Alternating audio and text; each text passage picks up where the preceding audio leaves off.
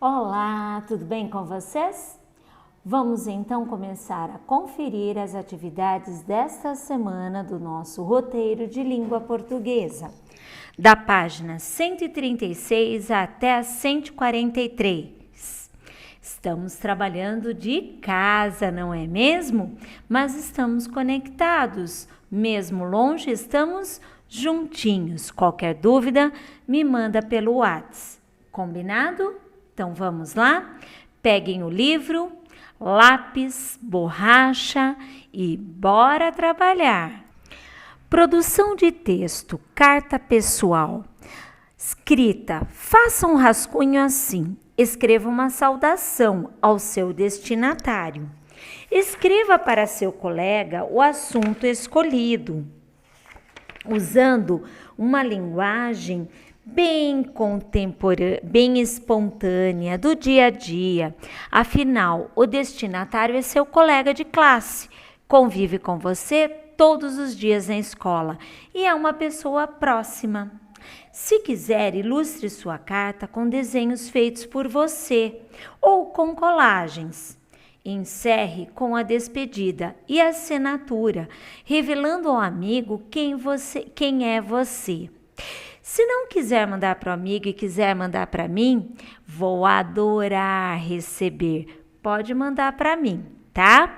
Escreve a carta, tira uma foto, manda no WhatsApp ou leva lá na escola. Toda semana eu tenho ido lá e eu vou adorar ler uma carta sua. Para a escrita, pense em algo bem legal que você queira me contar ou contar a um amigo ou até algum familiar, tá bom? Vamos lá para as etapas da carta? Temos aqui um exemplo de carta. Lógico, você fará a sua, seguindo esse roteirinho. Então, primeiro, a cidade e a data.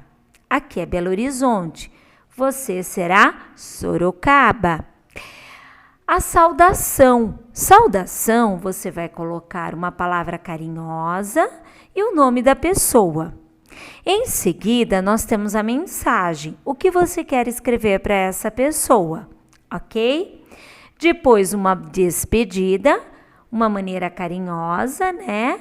E aí, por último, o seu nome, o nome de quem escreveu a carta.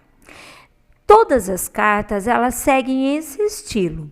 A cidade e a data, o nome do destinatário, uma saudação, a mensagem, uma despedida, que quando é para um amigo ela é mais carinhosa, e uma assinatura, ok? Vamos preencher o envelope? Escreva o nome e o endereço completo da pessoa para quem a carta será enviada. Quem vai receber a carta é o destinatário. Neste contexto, neste campo, coloca-se também um selo. Então, o selo, destinatário é o nome da pessoa, o endereço e principalmente o CEP. Então, o endereço é muito importante, inclusive com o número da casa, o bairro e a cidade. E para finalizar, o CEP. Se você escrever para um amigo e não for mandar pelo correio, aí não se preocupe com o endereço. Se for escrever para mim, como não vai mandar pelo correio, não se preocupe com o endereço, tá? Mas é importante saber como fazemos. Escreva o nome e o endereço completo da pessoa que está enviando a carta. Então, a hora que viramos o envelope, são os seus dados. Seu nome, seu endereço, sua cidade, seu estado e o CEP, ok? Vou adorar receber uma carta sua e o amigo também. Quem não gosta de receber um recadinho bem gostoso, não é mesmo? Tecendo saberes. Hoje em dia, há muitas formas de nos comunicarmos por escrito. Mas não foi sempre assim. Você já ouviu falar do pombo-correio? Ave utilizada para transportar mensagens escritas amarradas ao corpo dela. Quer saber como um pombo consegue chegar ao local de entrega da correspondência? Leia o texto a seguir e descubra. Como o pombo-correio sabe para onde ele deve levar a mensagem? O pombo-correio não leva uma mensagem espontânea a um determinado destino como muita gente pensa. Ao invés disso, ele é transportado de seu local de origem até um certo ponto de partida, de onde ele saberá como retornar à sua casa.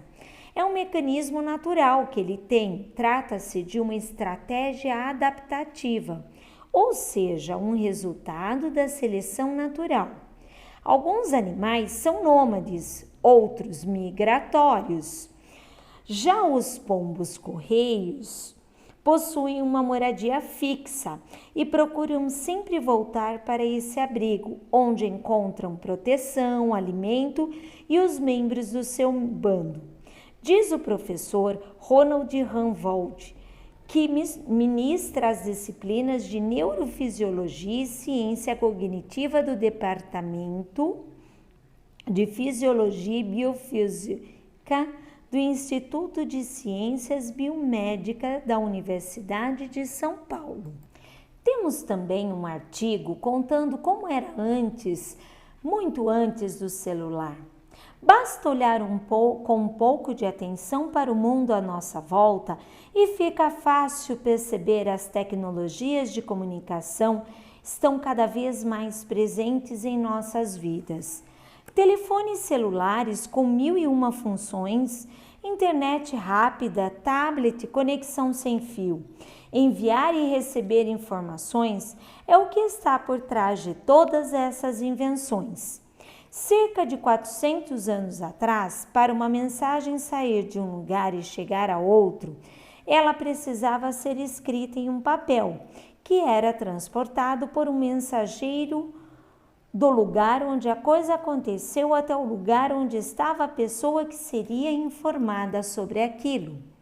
Uma das maiores invenções humanas, o sistema de correios, surgido na Inglaterra no final do século XVII, permitiu dividir os custos de todas as mensagens trocadas, pois o mesmo mensageiro poderia entregar vários bilhetes. Ao longo dos anos, os seres humanos desenvolveram várias formas de comunicar, mas se comunicar a longa distância ainda estava difícil, não é mesmo? Pois bem, tambores africanos. Você sabia que, mais do que embalar cantos e danças, os tambores africanos servem como um meio de comunicação? Assim, os tambores, além de servirem para os rituais africanos, podem transmitir identidade a uma linguagem falada. Dessa forma, os tambores africanos falam, ou seja, são um meio de comunicação social, denominados de tam-tam. Esses tambores transmitem códigos precisos para a transmissão de mensagens à distância. Quando o tambor é tocado do alto de uma colina, o som que produz pode ser escutado em uma área de até 40 quilômetros.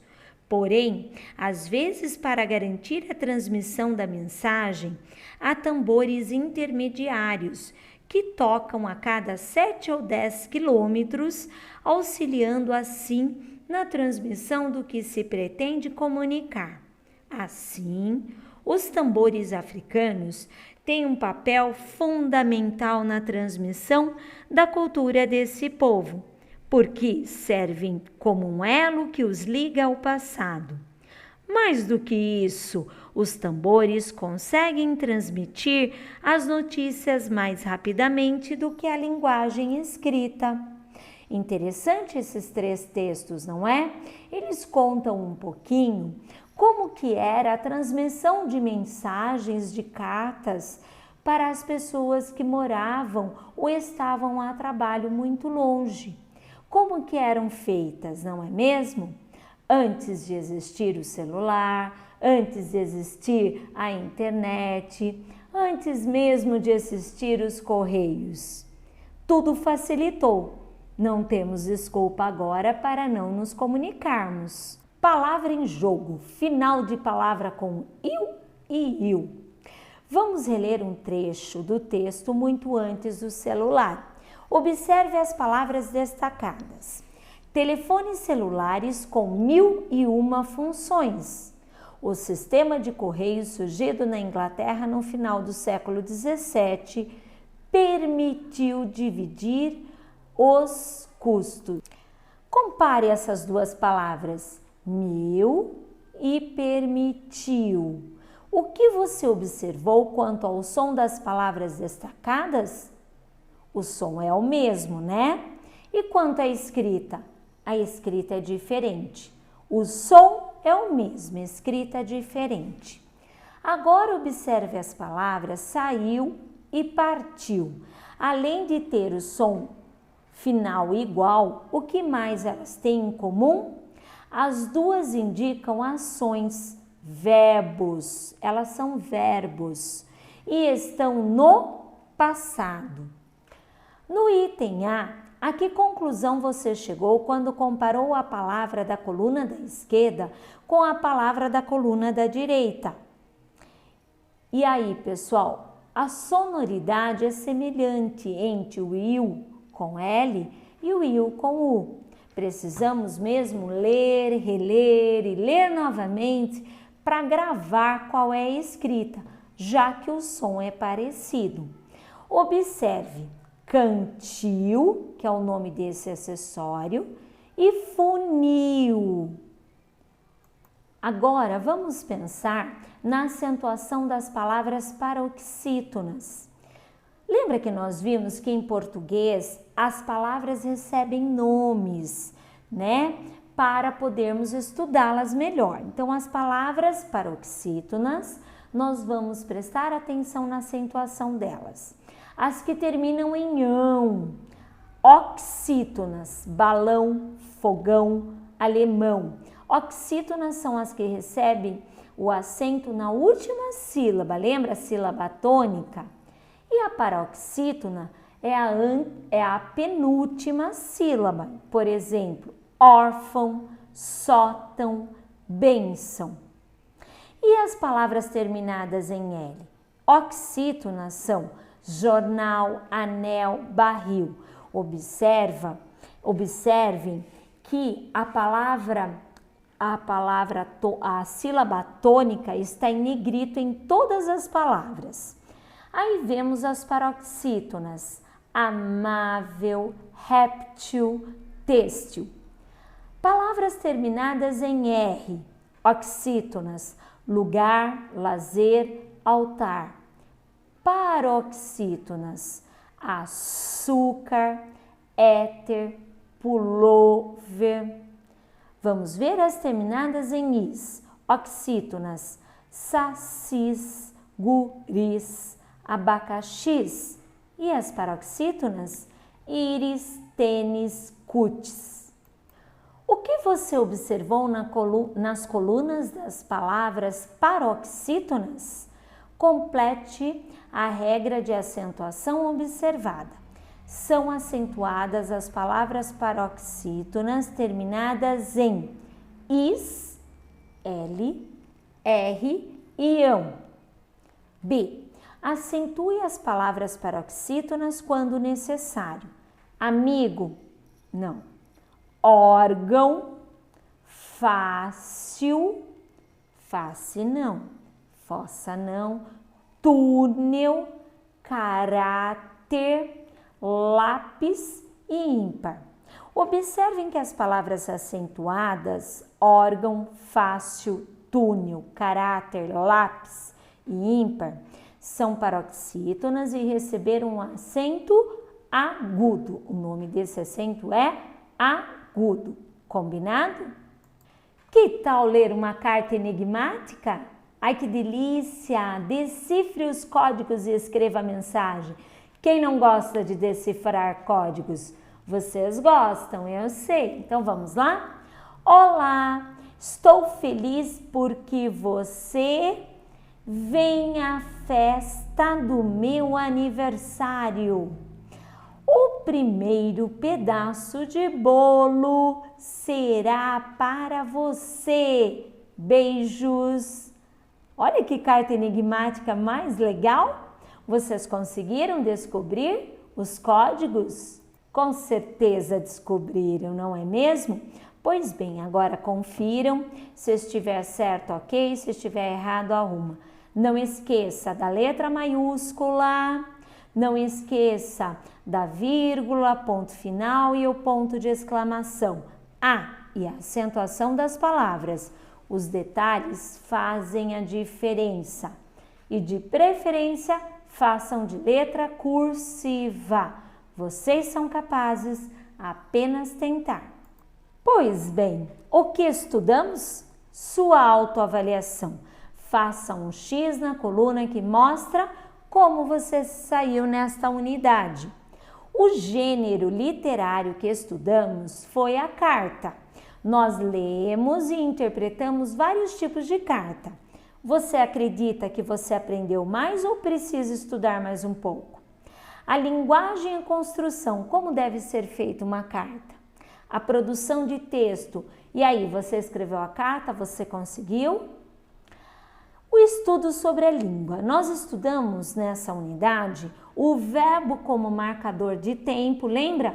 Passado, presente ou futuro. Estudamos as pessoas do verbo. E se elas estão no plural ou no singular, né? Lembram? Eu, tu, ele, nós, vós, eles. E os pronomes pessoais, né? Para não ficar aquela palavra, aquele texto, aquela frase repetitiva, usamos alguns pronomes. O uso do il ou il em final de palavras e a acentuação das palavras paroxítonas. E aí, gostaram?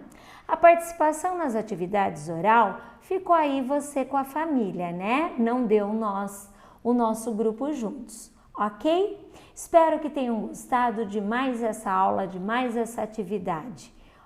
Bons estudos para vocês, façam tudo com atenção, releiam quantas vezes forem necessária. Errou, apaga quantas vezes necessário. Errar não é o problema é deixar errado. Aí é um problemão, não é mesmo? Beijos, até a próxima. Bons estudos!